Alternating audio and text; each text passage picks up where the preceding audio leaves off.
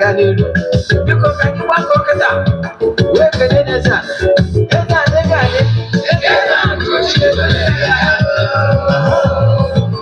Ezeana Ugochi Tubelu. What command Oraifite? Igade.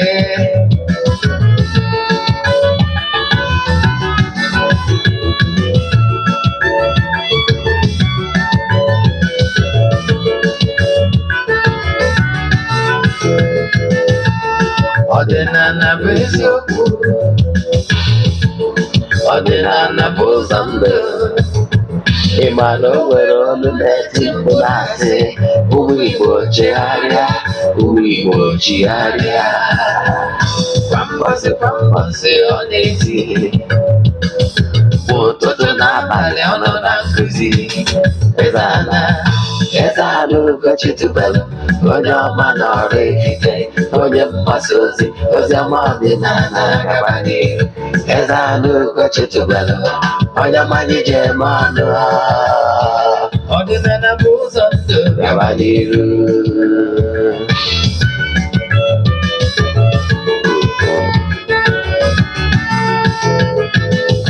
Ezeana Ugochi Tubelu, onye ọma na Oraifite, onye mgbasa ozi ọma ọdịnala gaba n'ihu. Ezeana Ugochi Tubelu, onye mmanya ji eme ọnụ ọdịnala bụ ụzọ ndụ gaba n'ihu. Ezeana ga-adị, Ugochi Tubelu ga-adị, Ugochi Tubelu tempụl ọ ya adị. Maka na eziokwu anwa chaka ndị okenye ga-anyị fanta mbaki fanta mbaki ọ ga-asị kara aka ghọrọ ugwu Igbo si anyị rapụ nke anyị na nke baka mma bụrụ Baịbụl bịa akwụkwọ akụkọ okporo oge abịakwa mmadụ Ugochi Tubelu ya ekpe Ezeana si na ọma mme ọma nwụchacha nke ọbụla ọ na-eti ọ nọ na nkụzi Chukwu abịa ma gba ume ọdịnala ya adị. Ezeana Ugochi Tubelu, onye ọma na Oraifite, onye mgbasa ozi ọma ọdịnala gaba n'ihu. Ụtụtụ ọma na ụmụ ọdịnala Igbo, abịakwa m n'oge awa nke eziokwu, oge anyị ji awa eziokwu niile agba nke ọ bụ m nwa Ogbuefi Ezeana Ugochi Tubelu na-anọ n'isi maka ndị ọpụta abụ izi ha na-afụ m na soshal midia. Afọ m bụ Ogbuefi Ezeana Ugochi Tubelu Oraifite. Abụ m onye isi nchụaja na Ugochi Tubelu ọdịnala tempụl nke dị na Oraifite na Anambra steeti. Anyị na-agba afa miri emi lụkwazi ọrụ mmụọ dị iche iche. Abụkwazi m onye isi nchụaja na ọdịnala Restoration Prayer Ministry, bụrụkwazi onye mgbasa ozi ọdịnala Igbo. You can call me an ọdịnala evangelist, I will answer. My mission is to help people live better life. N'ụbọchị tata, agwara m gị ga na-pay attention ndị niile nọ under my lecture, na-enweta our lecture kwa ụbọchị. O nwere ihe mmụọ chọrọ ka ekụziere gị n'ụbọchị ọbụla. Nke bụ eziokwu bụ na ọ bụrụ m nwa na-choose that topic. Yes, ị nwere ike ịsuggest topic mmụọ abịa ụbọchị ahụ wụta another one. Like taa, ihe agwa m kụzie n'isi ụtụtụ abụ m kụzie ihe gbasara ọfọ, that is ego ọfọ, ego mmụọ, and the Igbo spirituality and the spiritual exercise. So ihe kwesịrị ime bụ nke mbụgodo bụ dịka onye ọdịnala Igbo, ihe izi kwesịrị ime bụ echefuna na ị ga na-aga ọfọ. Ọ dị nnukwute mkpa ya bụ isiokwu anyị, mana bifo anyị gaba n'iru, echefuna na aja anyị na-achụ kwa ọnwa nke ọnwa Maachị a na-aga n'iru. So ọ bụrụ na isonyewughị na aja, ị nwere ike isonye na nke ọnwa Eprel. Ndị na-esonye bụ na aja amarugo ka esi eme ya, mana maka gị wabụ onye ọfụ, ihe ị ga-eme bụ ịchọ isonye na aja bụ aja mbụ n'elu aja ịpụta ihe ọ pụtara bụ na aja ndị eji achụ na tempụl n'isi ndị niile sonye na ya bụ aja all over the globe, and distance abụrụ ebara ya. Ịchọ iso na ya bụ aja, ihe ị ga-eme ewu ịfọwọdụ ya 3 prayer request. Ịfọwọdụ ya 3 prayer request, ime donation token to the account number. Ịchatizie m na WhatsApp enye gị details anyị nidiri inweta n'aka gị ka anyị wee nwee ike tinye afa gị na ndị ga-esonyere anyị na ya. Ya bụ ịchati na WhatsApp bụ 08057837672 08057837672. Then nke ọzọzi bụ echefukwana ọkwa dị mkpa na Monday ọbụla na ụbọchị Thursdays bụ ụbọchị anyị ji enwe ministration n'Ugochi Tubelu ọdịnala temple using ọdịnala method. Ụbọchị anyị ji ekwubi okwu n'isi nwoke n'isi nwaanyị. Ndị niile forward their prayer requests and the friends of the temple. Anyị kwuru ebe ọ bụ na onye ọbụla nọ under the influence of under the sun, the person ga-enweta blessing maka na ike Chukwu zuru ebe niile. Nke a bụ ihe ị ga-ama. Nke ọzọ si bụ echefuna na ya bụ our true life story of Ogbuefi Eze-Ana Ugochi Tubelu. Nke anyị ji wee art ya movie, Nigerian movie. Ihe niile kwesịrị ịma gbasara ihe ọfọ imebi ihe ọkpụtọrọkpụ dị na ngwuru na-eme. Wee welu my own life story wee art ya bụ film. Yes, ịchọ ịmata ihe ọfọ na-eme na ngwuru dị iche iche maọbụ family ebe emebiri ọfọ. Yes, all the sacred monuments dị na ngwuru emebiri dịka Obi and rest of them. Ga watch ya movie. Ekwesịrị ka akọrọ ya akọrọ. Anyị na-drop ya na our YouTube channel on series. So I drop goes season 5. Then by Sunday I can assure you season 6 will be dropped. Understand? Then minus that one, enwere other movie na abịakwunu. Agwara ngị na nkụzi anyị niile na iji art movie na nke ikpeazụ a. Ka anyị go nkụzi a wee ruo ụsọtụ niile. Nke a gaba ka anyị bata n'isiokwu anyị ji bịa. Gee ntị ma gee ntị nke ọma. Nkụzi ya ma karị 20 minutes I can assure you. Mana ige ntị, I will go straight to the point. Gịnị bụ ịga ọfọ? Gịnị bụ ịga mmụọ? Gịnị bụ spiritual exercise? Then gịnị bụ Igbo spirituality? Nwee kọwa na Igbo spirituality abụrụ ịgwọ ọgwụ. Igbo spirituality abụrụ all form of trying to shortcut the natural process. Igbo spirituality encourages you to go spiritual. And it has nothing to do with charms. Making charms is like voodoo. Making charms is a corrupt practices. Ndị mmadụ mụtalụ na ụdị shortcut. Ọ dị ka ndị na-practice hypnotism. Ma ọ bụ ndị na-practice so many making charms and hypnotize ndị mmadụ. Those ones are born out of occult practices and so many other things. Ndị mmadụ na-eme abroad natural process. Because Igbo spirituality encourages you and advises you not to step on toes intentionally.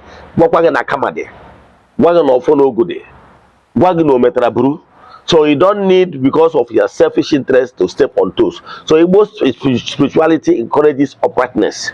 Now, Igbo spirituality, he was don't expect magic. Ihe ji sị gị gọba ọfọ, ihe ji sị gị gọba mmụọ, ihe ji sị gị practice with spiritual exercise. By so doing, you'll be able to activate that your inner power in order to achieve greatness. Now, take years we may achieve nka by ibido na-ewulite mmụọ gị. Ọ bụrụ na mmadụ na aplanụ ka o hypnotize ya gị ma ọ bụ ka ọ cha mmụọ gị ma ọ ka o mee ihe ọ bụla take undue advantage of you. It's because the person na ebe na-eme operate or mago ya spiritual horizon in a operate. So the person can easily manipulate you. Yes, because example, ni na operate na medium wave. You understand? Wherever the person casts a spell, arrow, those negative arrow against you, mana oborozi na we make upgrade by due to your spiritual exercise. Igo foge ndu nke mmụọ ga-arigo. Spiritually you are no longer where he thought you are. Now in a measure operate na maybe short wave. You got ya? So ọ bụrụ na ọ na-etu n'uzi gị in the medium wave ka o nweta gị o menweta gị because you change go location in the spiritual. You understand? Echefuna na spiritual control the physical. So all ihe kpatara iji dị mkpa na ịga na-aga ọfọ ka i wee na-activate ya inner being. Ịghọtara ya? Then so ihe kwesịrị ime nke mbụgolo bụ ihe njisi ụgọba ọfọ. Ọ bụrụ na agbasiala gị afa i nwere ego iji alụ ọrụ ebe na-arịrị, bido gọba ọfọ. Jee na my YouTube channel ya afọ ebe m kụziri uru mmadụ ga-enweta na ịgọ ọfọ for 21 days. Jee ebe ahụ ya afụ the method. Soro usoro ahụ nke bụ eziokwu na ọtụtụ ndị mmadụ esoro usoro a today they are giving testimonies. So ihe ị ga-eme bụ 1, bido gọba ọfọ, bido gọba mmụọ. Ị nwere ike iji ihe ọbụla wee mee ya daily ritual. Ọ bụrụ na ị nwere uzu, ị nwere ọjị, ị nwere edo, ị nwere hot, fine and good. Mana ọ bụrụ na ị nwere ihe ndị a, even ordinary water, cup of water, you can use it. Maka na ọmụmụ onye tụrụ okwu ka o ji anaka. I wee ihe eji water wee pour libation. Agwara m gị na water connect. Only that water might be a little bit slower, but once you connect, you connect. Ịghọtara ya? Maka na ọ bụ natural thing. Then ihe eji use hot bụ na hot connect faster because evaporate. Fa je na ma YouTube channel ya afọ mbọsị nkuzi maka ya. Na mana ihe na-achịkọwara tata bụ bido nwee time iji isolate yourself from daily activities, from crowd, from friends. Ka i wee jee ka gị na mmụọ kparịta nkata. So like m nwere m time m ji ebiri, onwere ihe ọbụla mụ na gị na-akọ that time. Although I normally use night. So you will choose night, afternoon, or morning, depending on being in time.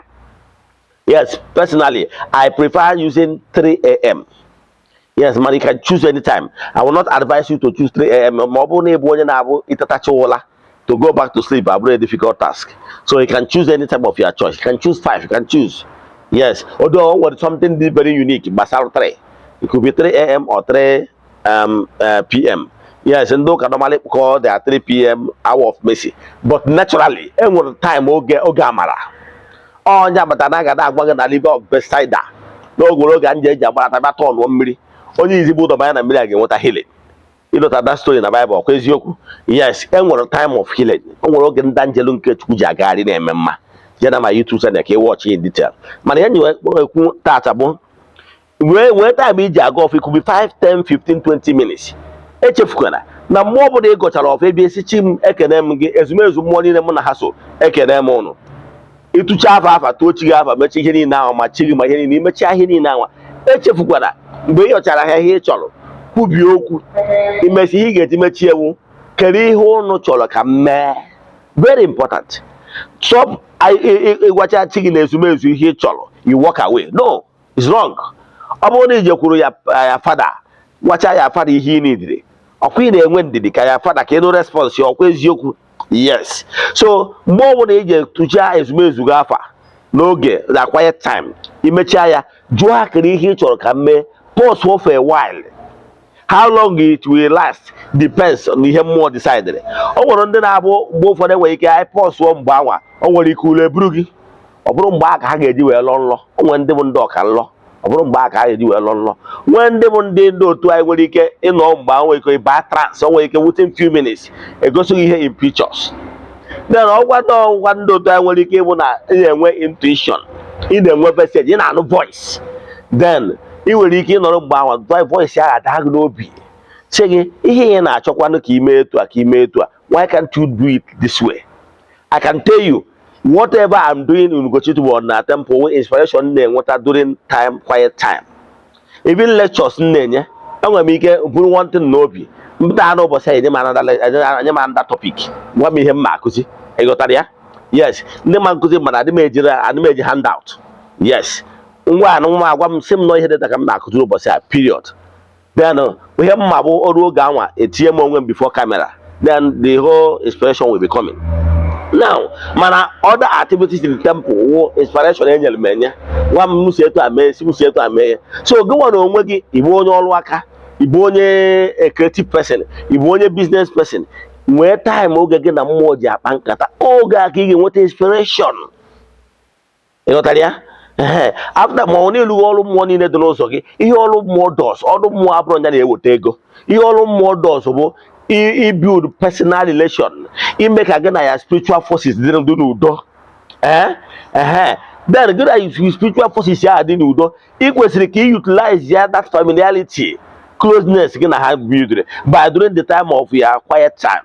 Mgbe a gị na ha nọzi gị na ha adịgo n'udo, i wee yọzie ihe niile webu n'obi gị, ikwuchazie ịgba nkịtị per while si ha kere ihe ha chọrọ ka ị mee. Mgbe a ka mmụọ ga-atụ ị ga-alụ ihe ị ga-eme ka ị wee meta ego. The gift of a man make it a way for him. Ọdịnala Igbo abụrụ majik arụchaziere gị ọrụ ije n'okpuru bed gị ma ọ nọ under pillow gị fụ ego. It doesn't work that way because that way does not follow natural process. Ọ bụrụ na mmadụ si na onwe magic box ị ga na-afụ ego every morning, ihe o mere magic, ihe abụrụ ọdịnala. So ihe na-achịkọwara gị ma ọdịnala Igbo bụ gift of a man make it a way for him. So mgbe ahụ ị nọ spiritual exercise ka a ga-atụnye gị alụ ihe ị ga-eme. Ngwa si na business a pụọ banye na nke a. Ngwa this is your business ị na-eme the good, mana work on their customer service attitude. Mgbe a ka a ga-atụnye gị alụ, mgbe a ka a ga-asị gị why can't you a creative person, why can't you begin creative content creating in social media, why can't you do this, why can't you do that. Mgbe a ka ị enweta inspiration.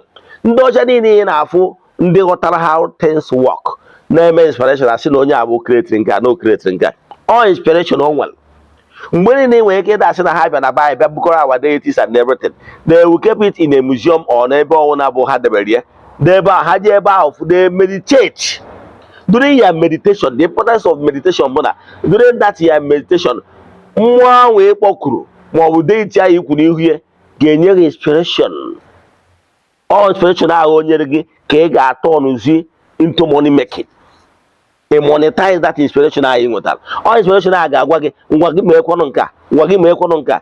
Ọ bụrụ onye na-anụ voice, pay attention to that voice. That voice will become more louder and louder as you grow spiritually. Ị bụkara onye na-afụ vision, ị nwere ike ịba into trance for vision. Ị bụkara onye na-alọta nlọ, ị afụ nlọ. So what am I saying? Agbasiri gị afa, ị nwere ego. Biko jee gọwa mmụọ, jee gọwa ọfọ, mee ya spiritual exercise. Stop being lazy. The problem na ndị mmadụ inwere time watch YouTube, jee watch ya ndị gba ọtọ. Maka na ama ndị mmadụ adịghị alaiki nkụzi ya abalị uru. Ihe a chọrọ owu onye na-agba ọtọ ma controversial thing. Ọ bụrụ na ije na watch those things for hours.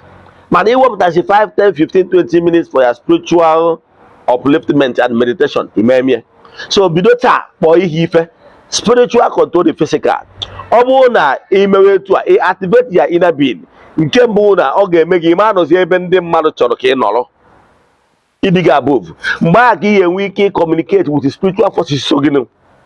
Ha enwe ike tụnye gị alụ ife ha chọrọ ka ị mewe n'ụwa ka ị wee dee ude. Mana mgbe ọbụla ị gbachiri nkịtị, then a man ihe ọ pụtara bụ only your thinking is not enough. Your thinking can only give you the knowledge of what you have in your mind. But your spiritual exercise will give you more inspiration, what their spirits want. So by so doing, you'll be able to grow from strength to strength.